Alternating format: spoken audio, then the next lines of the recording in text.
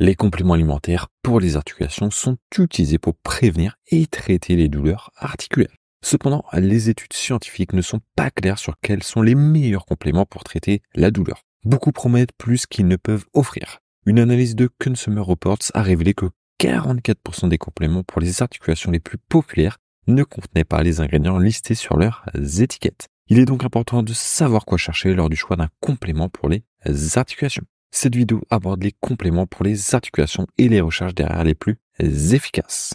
La curcumine, l'ingrédient actif du curcuma, une épice utilisée en cuisine et comme complément alimentaire, est réputée pour ses propriétés anti-inflammatoires et antioxydantes. La curcumine est l'un des compléments pour les articulations les mieux étudiés. Une méta-analyse de 2022 comparant 12 études sur les effets de la curcumine sur les symptômes de l'arthrose a révélé une amélioration globalement significative de l'intensité de la douleur et de la fonctionnalité. Des améliorations modérées ont également été observées pour d'autres symptômes de l'arthrose comme la raideur, l'inflammation et la qualité de vie. Cependant, il est important de noter que toutes les études n'ont pas eu de résultats similaires et certaines n'ont noté aucune amélioration chez les personnes prenant de la curcumine. De même, une revue de 2018 a classé la curcumine parmi quelques compléments qui semblaient réduire significativement la douleur à court terme. Les doses typiques de curcumine sont d'environ 1000 mg par jour pendant 4 à 16 semaines. D'ailleurs, je te mettrai en description les produits mentionnés. La glucosamine est une substance naturellement produite par le corps à partir du glucose et de l'acide aminé glutamine.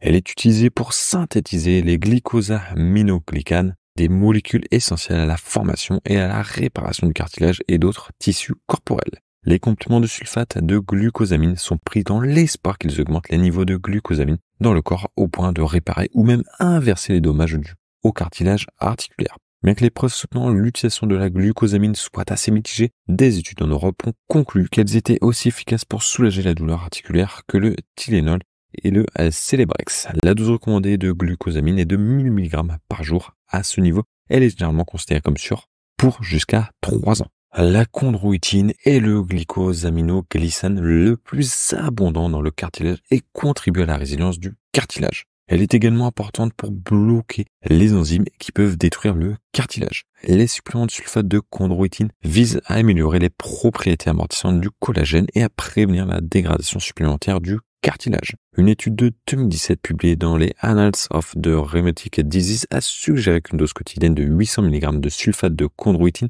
offrait le même soulagement de la douleur qu'une dose de 200 mg de Celebrex. La chondroïtine est souvent formulée conjointement avec la glucosamine. La dose recommandée de chondroïtine est de 400 mg prise 3 fois par jour pendant jusqu'à 6 mois. Bien qu'elle soit considérée comme sûre à cette dose, il existe un manque de preuves concernant sa sécurité à long terme.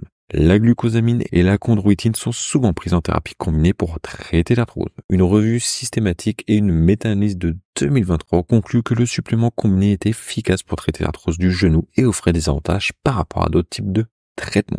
Le méthylsulfonylméthane, MSM, est considéré par certains comme bénéfique pour la santé des ligaments et les tissus conjonctifs fibreux qui maintiennent un joint. Les recherches suggèrent qu'il pourrait également aider à réduire l'inflammation et la douleur articulaire. Bien que la glucosamine et la chondroïtine bénéficient de peu de recherches cliniques pour appuyer leur utilisation, le MSM en a encore moins. Ceux qui recommandent ce produit croient que le soufre contenu dans le MSM aide les ligaments à maintenir leur flexibilité et leur force. Le MSM est disponible comme supplément individuel, mais se trouve plus couramment dans un supplément contenant de la glucosamine, de la chondroïtine ou les deux. Les douleurs articulaires sont courantes chez les personnes ayant de faibles niveaux de vitamine D. La carence en vitamine D est fréquente chez les personnes atteintes de polyarthrite rhumatoïde, une maladie auto-immune qui provoque des douleurs articulaires. D'autres signes de carence en vitamine D incluent douleurs musculaires, faiblesse musculaire, douleurs osseuses, picotements dans les mains ou les pieds et un historique de fractures osseuses. Si tu ressens des douleurs articulaires, ton prestataire de soins de santé peut tester tes niveaux de vitamine D pour exclure une carence. Les effets de la vitamine D sur les douleurs articulaires n'ont pas été bien étudiés. Certaines études ont trouvé des améliorations significatives de la douleur et de la fonction. Mais jusqu'à présent, les données sont trop limitées pour soutenir l'utilisation de la vitamine D pour les douleurs articulaires.